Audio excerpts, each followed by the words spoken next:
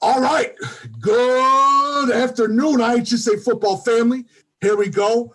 Now, you guys have been asking me, because I have in my sponsors page, I have the Art of Football 365 in the link. And it's done by a bunch of young guys out of, hopefully I'm correct, Akron, Freeport. Am I right? Both of you guys? Yes, sir. He went to Freeport High School. Freeport High School, yep. Freeport High School? He went to Freeport. I went to Akron. Okay, Akron and Freeport High School. Sorry about that. Two young men. They just started a podcast, The Art of Football 365. They're doing a wonderful job. Their interviews are just top notch. I've seen some of their interviews. Trust me, it's a lot of better graphics, and a lot of better stuff than my crap. I'm not lie about that. So, but check it out, The Art of Football 365. I'm going to put the links all on the bottom of the video and the bottom of the Facebook video. Okay, so let's get started. Thanks again, both of you guys, for joining me. Yeah, appreciate you very much. Very happy to do this. I feel like it's a smart decision for us. Okay.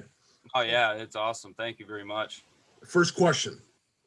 What is the Art of Football 365? You want me to go first, Ruckman? Yeah, go ahead.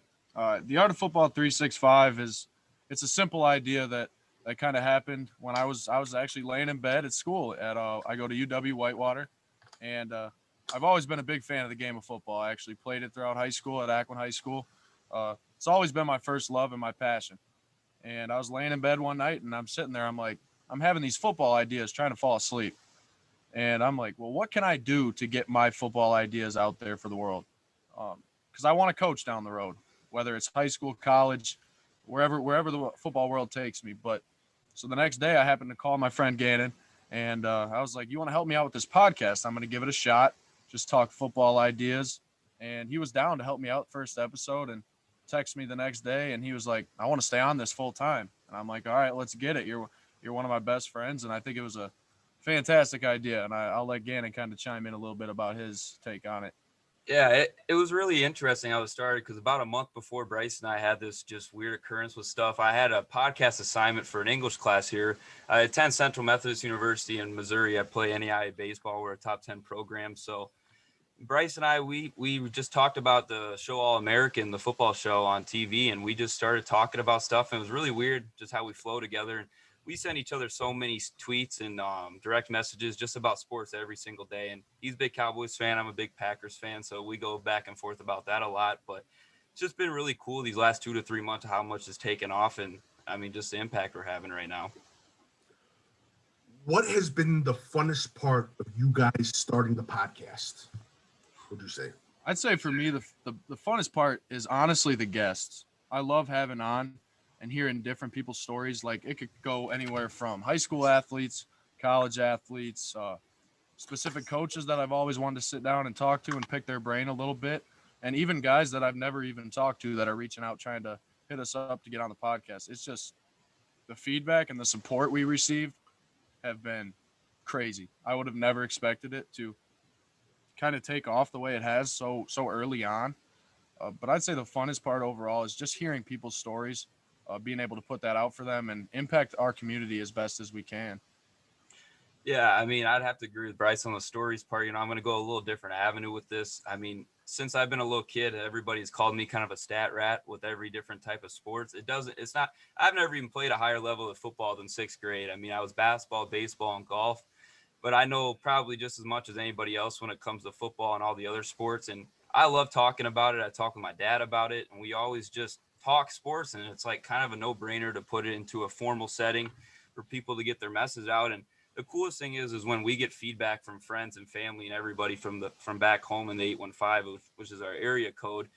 And there's so many special athletes, coaches, former players, everything that we think and know that their stories need to get out for people to hear, just not through newspaper articles and a quick tweet. A 30-40 minute interview is going to go a long way in promoting them and ourselves. What has been the toughest part of this podcast to you guys? I'd say the toughest part, it depends. Sometimes I'd say writing the script overall and making sure it flows 100%. We obviously don't use the script totally throughout the podcast, but it's just our basis and our notes that we kind of conform throughout the week. And it's also tough to sometimes line up special guests, especially when we're trying to get these guys that are higher level college coaches even professional athletes. Like we got Barry Church coming on next week from the NFL, so that'll be pretty awesome. I'm excited to pick his brain. But I'd say it comes down to the script and coming down to reaching out to people. That's the toughest part for me, at least. Yeah, I mean, I think right now is the time management part of it, which is obviously going to help both of us. But, we're always texting back and forth of when we're trying to get our 2 interviews because we drop Mondays and Fridays. Bryce and I do our own parts on Mondays, and then we have our special guests on Fridays. And I'm having baseball practice 6-7 days a week. We're traveling to Texas, Louisiana for non-conference games. And it's just on top of school and baseball, that's a lot to deal with on top of that. But then just to make sure we get our interviews and our guests all lined up. But at the end of the day, there's really nothing tough specifically about this because we're talking sports and we're talking with people that love sports just as much as us. And it's still fun at the end of the day. Okay, now let me ask you a question. What advice would you give a high schooler?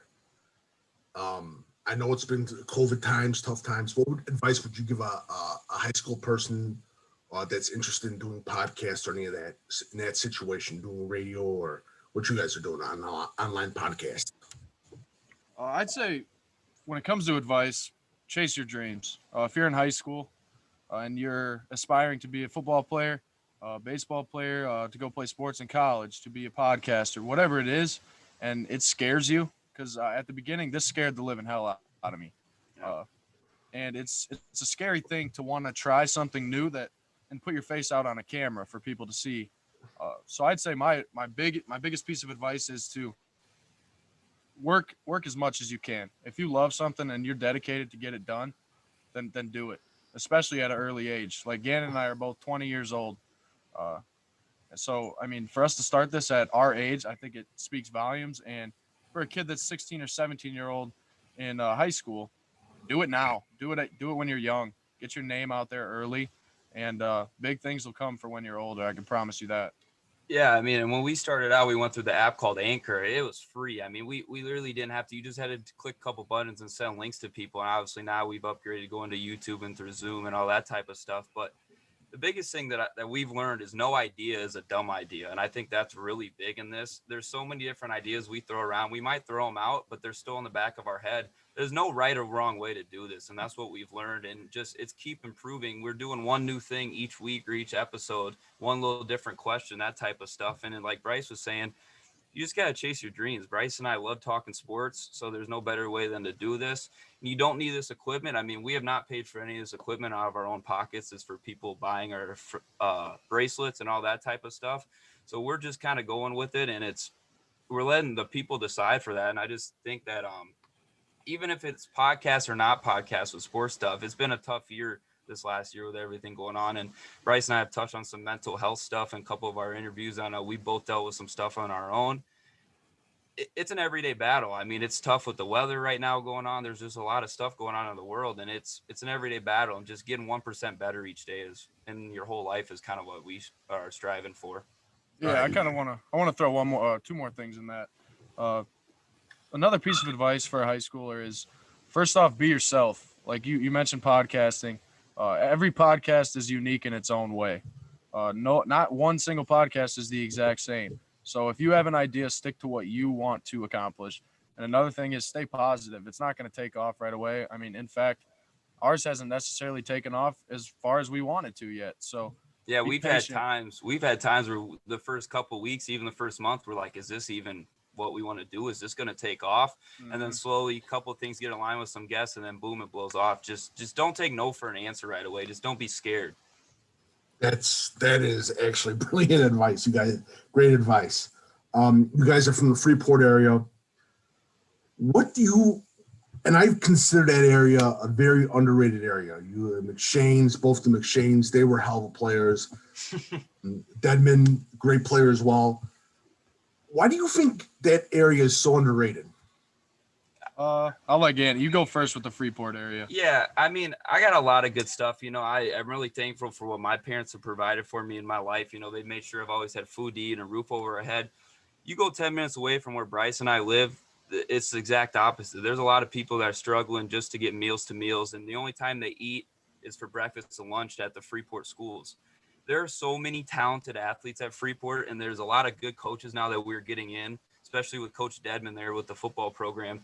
These kids just need one opportunity and one thing. We've had a couple guys commit to junior colleges to play football in these last couple of weeks. There's just so many good stuff going on in Freeport. And a lot of it gets overshadowed because we play in a really big conference in the Nick 10. There's a lot of bigger schools in the Rockford area that overshadow us because we don't have the numbers like they do, but we just have hell of amount of athletes. And I think that's part of the reason why. So I know Bryce has a little different take where he went to school too, but he knows a lot of these people. We've played younger sports with them. And that's kind of why I take this personal when we get Freeport kids on, because there are so many successful stories that need to be heard from Freeport. Yeah, I agree 100% with what you just said. And quite honestly, I want to give a shout out to my parents too. They support the living hell out of me. And shout out to the A15 community as well. Every single one of you guys have given us crazy amount of support. And so now I want to dive into the athletes. And like I've already mentioned, I went to Akron High School, so a very, very, very small private school. We get a lot of crap for being that private Catholic school, but you know, the vibes there and the vibes in Freeport High School, we both support each other. Both schools support each other, and I feel like that's a big thing that not many communities have, where everyone's all in on the atmosphere. You see that in the area schools with Lena Winslow, Forest in high school, Stockton. Hell of programs. Great programs, and we have communities that are all in on these athletes, and I feel like they're overlooked in a way because of the size, and the size that where you have 100 kids, maybe 200 kids going to that high school. But what really has inspired me and made me happy is the hire that Illinois just made with their college coach. I think recruiting is going to open up big time in our area now for athletes, especially football. So I'm excited and eager to see what happens with that. But ultimately, Freeport's overlooked, and it probably will be for quite some time, just because I think a lot of people knock on the overall size and competition, especially at Akron. But ultimately, it's great football. 1A football is fun to watch, and being a part of it, it's just smash mouth football is what it is. So good luck to anyone who plays this season. I'm very, very excited to see the games that get played this spring. All right, for the both of you, and this is going to be a tough question because I know you guys probably had a lot of achievements. What is your most memorable sporting achievement in high school? I got mine. Go ahead, Bryce. All right, I'd say my most memorable sporting achievement would definitely be I'd say there's two of them. Baseball, our high school baseball team at Akron was pretty solid, and we happened to make 2 super sectional games.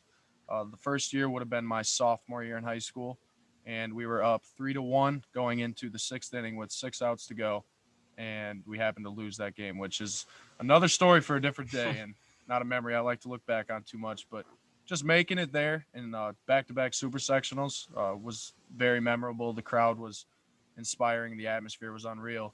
But my top football memory would have to be we were playing Stockton at Stockton in the playoffs, and Cooper Arndt was filling in at quarterback because our QB1 went down, Jonah Deemer. And Cooper did a hell of a job that game, and I happened to catch a 65, 70-yard bubble screen, took it to the house with about 40 seconds left, and ultimately took us on to play Lena in the quarterfinal game, which was not a game that I tend to remember that often. But yeah, those are my top memories throughout high school, I'd say. High school was awesome. I loved every second of it at Akron High School. Oh yeah, I mean the 4 years of high school. I look back now, I kind of feel old sometimes going back to it. But I'm gonna give my personal, my own special highlight, and then just the overall team one. It was my sophomore year. I was up on varsity playing baseball, and we ended up winning the conference title. We had 2 losses only. It was our first time we won the conference in 20 plus years, and we actually beat Boylan Catholic High School out of Rockford, Illinois, to clinch it. And those guys have always big brother to everybody in the Nick 10 conference. And we had probably all the news stations within the area there getting interviewed after the game when I had a couple big hits. There was just a lot of Freeport community members there. And it was just a really cool feeling knowing that we actually did something since before some of us were even born. And then individually would have to be my best friend Bryce here, got it on camera. He knew where this was going. It was my last day of high school, my senior day, 2019 spring. We were playing Hononegah at home, and Tyler Statler, who was taken, and I'm trying to think what, it was in the first 15 rounds by the Cardinals. He signed for almost $400,000, and He was throwing 93 to 95 the whole game. I couldn't make contact the first AB. Bryce was there. He looked Tell over him when what I I was. told you. Yeah, I'm getting you credit here. I was in the on deck circle. He had a little adjustment with my hands, and then the next AB, I struck out the first time. It was a 2-2 count. I still don't know how the hell I did it. It was a 2-2 fastball that clocked at 93 and it was about high at my chin.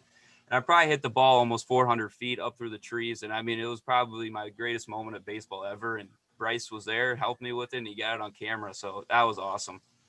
Awesome. Let me ask you guys this. Who's the best high school in your individual sports? Who's the best high school player that you played against? I know mine. I'm going to go with playing against Stockton growing up. A couple years in high school when I was younger. I'd say the greatest athlete I played against in our area, without a doubt, hands down, Hayden Fox. Hayden Fox was the quarterback at Stockton High School, and he was the Aaron Rodgers of our conference, where if a receiver was running a route and they were not open, they would take off, just like the Packers do, and Aaron Rodgers would find them, and that's exactly what Fox did. But I'd mention one more, and I'd say Ravion Valentine from Lena Winslow. He was a runner that was not necessarily a bulldozer, and he wasn't going to really run you over, but he was a guy that when he took off and he found his running alley, he was gone, and there was no way you were going to stop that kid, especially in the quarterfinal game when they put up more points than I could even count. But I'd say Ravion and Hayden Fox are top two for sure. And if I had to throw one more in, it'd probably be Isaiah Bruce, who's now at Iowa. So good luck to Isaiah Bruce at Iowa. I know you're going to do big things, and I hope to see you in the NFL one day. Yeah, I mean, with me, we played against some good competition. But I'm gonna have to go with a former teammate of mine. He was 2 years older than me. He's actually on our team right now at the Art of Football 365. He's a graphic designer for us, and it's Ben Swords. Um, he was a senior when I was a sophomore when we won the same conference that year, and he hit almost 600, and he was first team all state. I've never seen a man spray the baseball that way all across the diamond. There was one game that just always comes to mind. We actually, it was a tough day, and he had a couple errors, and it just wasn't a good day, and he was just pissed off, and he took a bell high fastball and hit it 400 feet to right center. I mean, it was insane what this guy did. He was a D1 level prospect that had D1 offers, but he's at Webster University in St. Louis right now, which is a smaller D3, but it's really good for his what he wants to do in college and his major. So that man was just special, and he could throw upper 80s off the mound. He doesn't even pitch now, and I don't remember him making hardly any errors at third base. He was sensational. Now, I forgot to mention, you guys have a wonderful team that works with the graphics, the editing, and everyone else. You want to give them all a shout out? Yeah, I would love to. And I'll start from top to bottom. Obviously, we got Gannon and me that are running the voice. We do all the podcasting stuff. You'll see us on camera. But the guys you won't see on camera are the most important. It's just like a football team. Your linemen are the most important when you're a running back. And I'm going to shout out Tanner Cool. He puts together our YouTube videos and stays up as late as he has to get them edited for us. And then we have Keegan Geeland, who just started helping us out. He creates the thumbnails for us for every single YouTube video, and they look great. He's been doing a hell of a job with that. And then we also have Philip Mueller, who goes to Kansas, and Ben Swords as well. They do our graphic designs and artistic looking stuff. So when we post anything with cool visual and interesting aspects on it, it's definitely coming from Philip or Ben. And then we also have Josh Bisker, who just joined us. He's going to be our TikTok manager. We just joined that form of social media, so I'm excited to see what he could do with that. And I didn't miss anybody, did I? No, I'll talk about that a little bit though. You know, it's a lot of this graphic design stuff I worked on in high school. I was in a broadcasting class for 3 years and editing and all that type of stuff. It's not hard, or it's not easy work. And with our busy schedules, especially with me playing baseball, and then Bryce is doing more behind the scenes stuff with the questions and running more of the social media pages. Me and him could not do this all on our own. For us to get to this level that we're at now and to get even higher. These 4 to 5, how many even people we got now, other than Keegan Geelan, who's from Lena, which is 10 minutes away from us. Everybody else either went to Akron or Freeport, and they're all from the 815. And I think that's what makes it so cool, that this is all a Freeport area product. And they just do a hell of a job. And it blows our mind, even though, and nobody's making money off this. That's just, some people have asked us, what are you paying those guys? They're just doing it because what I tell people at the end of the day, the material that they put together for us is not only going to help us for the podcast takeoff, but it's also going to help them when they show employers in 2 to 3 years when they graduate. Hey, look, this is a legit thing that I'm doing here. I'm doing this not just on my own for fun. This is a legit thing, and people can look at that for good work. It's one big portfolio. That's what it is. It's everybody's putting a portfolio together to be able to interview and show employers that this Freeport community has some people that are doing great things, and they may not be recognized right away because they haven't put their work out there. But anybody that wants to put their work out there and thinks they could help out with our podcast, we're more than willing to sit down and listen to what you guys have to say. Awesome. So last part, you guys want to give off your social media accounts and where to follow you and that? Yes, sir. We actually have a Linktree account, which is tagged in our Twitter, Facebook, YouTube, and Instagram accounts. I'll start with the Instagram account. The @ is The Art of Football 365. Our Twitter account @ is The Art of Football without the 2 L's and a 1. And then our Facebook is obviously we just have a page right now. I'm working on creating a group to get more individualized and group conversation going. But that @ for the page is just simply The Art of Football 365. You can find us on YouTube at The Art of Football 365, and same with TikTok. Everywhere you go, just search The Art of Football 365 and we'll pop up. Yeah. And I'll have all the links I'll put on the bottom of the video. Thank you again, Gannon and Bryce, for joining the dish on deepdishfootball.com. Video will be up pretty soon. We'll stop recording.